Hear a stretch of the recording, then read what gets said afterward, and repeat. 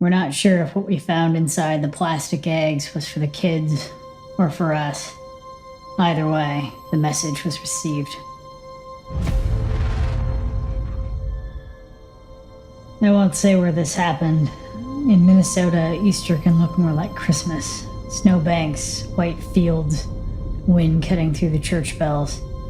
People think snow ruins egg hunts. We were wrong. It hides them. I'm a mom, not a storyteller, not a detective. I pack the snacks, label the bins, remember who's allergic to red dye. But last Easter, I learned what a holiday sounds like when something else hides inside of it. We left early that morning, like everyone else.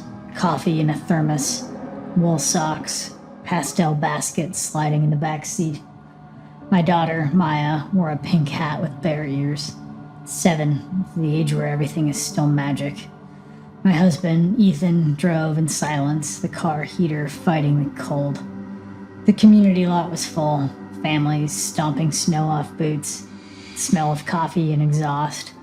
Out in the field, a thin crust of snow and thousands of bright plastic dots scattered like candy sprinkles on ice.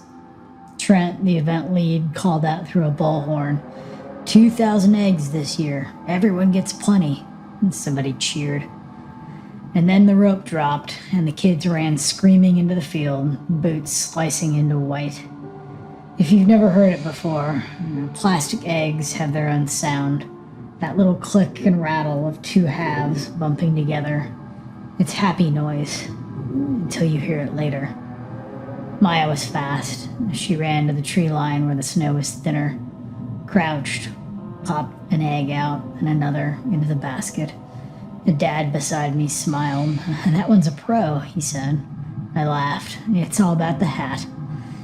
Inside, afterward, everyone thawed, pink cheeks, dripping gloves, folding tables full of coffee cups and sugar highs. The eggs themselves looked mismatched, dozens of kinds, hinged, twisted, taped, metallic. I noticed, and at the time it made sense. Everyone in town donates their leftovers, dollar store extras, garage finds. It all comes back to the community. It was part of the charm. Maya's basket overflowed. We joked about dental bills and rationing candy. She giggled all the way home. It should have ended there. At the kitchen table, we laid down towels, made cocoa, and began opening eggs. Plastic halves popped open, candy spilled, stickers, toys. All the little sounds of a safe life. Until the phone started buzzing. And the neighborhood chat lit up. Anyone else getting weird stuff in these eggs? Ours had hair in it. Human, I think. Bones. Little bones. Is this someone's idea of a joke? I'm calling the cops. I opened one of Maya's extras, a cheap purple egg, thin seam, off-color hinge.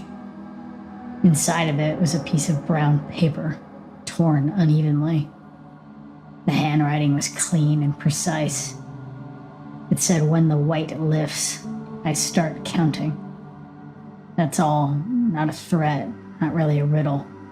Just a sentence that felt like someone had left it there on purpose for me. Maya handed me another egg. "This one's heavy," she said. Her mitten left a damp print on the shell. I opened it. Inside was a small brass key. The teeth filed smoothly. A lock for nothing. A secret cut off from its purpose. I told her it was fine. That's what you say first, and then I started moving. Plastic bags, gloves, Sharpie. I labeled without shaking. More photos hit the chat. Notes. Vials. Pressed flowers taped inside shells.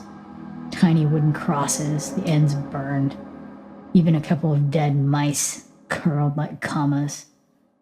Nothing overly theatrical, just wrong. By mid-afternoon, Officer Klein posted a live stream.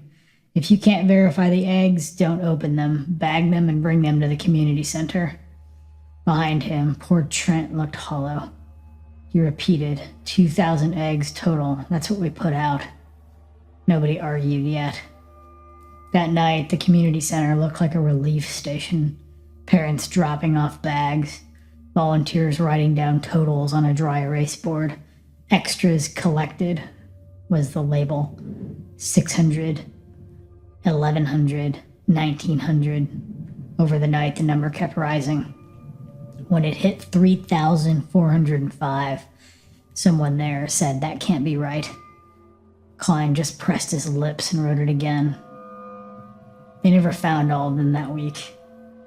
At home that night, after Maya went to bed, I found one last egg on the counter that had rolled off. Thin plastic, faded, wrong color.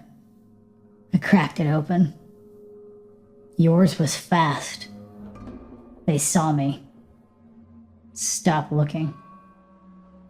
I shivered, bagged it, called Klein. He didn't say prank, didn't say overreacting, just thank you, we'll send a car. The news called it the Easter tampering incident. There were no injuries, but there were also no suspects or answers. Weeks passed. The snow melted unevenly in ribs and ridges. People started finding more eggs along the ditches, half-sunk, colors sun-faded. By May, they'd found another 196. Each one identical. Same paper, same ink. Some had messages, some bones, some pieces of thread or feathers.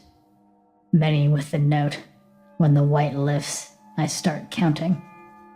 By July, they found 49 more along the river, and then nothing for months. We all tried to move on. The town hosted an indoor egg hunt that year. Paper chits, security cameras. Nobody joked anymore, but I couldn't stop thinking about the counting. It wasn't a threat. It wasn't a routine. It was a ritual. He wasn't warning us. He was describing what we did. 6 months later, late fall, a farmer clearing a field turned up a plastic egg half buried under frozen soil. He opened it, thinking maybe it was a leftover from spring. Inside was a photo, a snow-covered field, empty, with the date stamped at the bottom. Last Easter. Of course, that kicked the search back open. By winter, more melted out of the roadside banks. Not many more, but a handful. And finally, 9 months after it all began, Klein gave a press update. He stood at a podium under fluorescent lights, hands flat on paper. No suspects, no patterns among the drop sites. And then carefully, he said, "The final total of unaccounted for eggs recovered since Easter stands at 3,665. He hesitated. "It's the exact number. We verified it multiple times." He tried to smile, but his eyes couldn't hold it. "Probably a coincidence," he said. No one believed that. That night I looked it up, the number 3,665. But my search results drifted to 3,666, which turns out is a real thing. Some old occult systems call it the full beast, not just evil once, but multiplied and complete. 3 sixes repeated, expanded, perfected. It's supposed to mean something finished, something fulfilled. And you don't have to believe it for it to work on you. It just stays in your head. Had there been 3,665 eggs? Was the implication that this wasn't finished? Had we just missed one? My head started to race. I deliberately turned off the noise. We did Easter again this year, indoors, bright lights, folded tables. Maya ate now, collected her paper chits and traded them for sticker-filled eggs under supervision. She laughed, and it almost sounded normal. That night, after cleaning up, I found a single plastic egg behind the fruit bowl, yellow, it seemed tightly wrapped. It rattled when I picked it up. Small, friendly sound. Inside was a blank slip of paper. I looked at it, turned it over, and threw both it and the egg away. I contemplated keeping it, putting it in the drawer, pulling it out later. But you'd be surprised how many drawers hold things you're not supposed to remember. Months later, the first snow came again.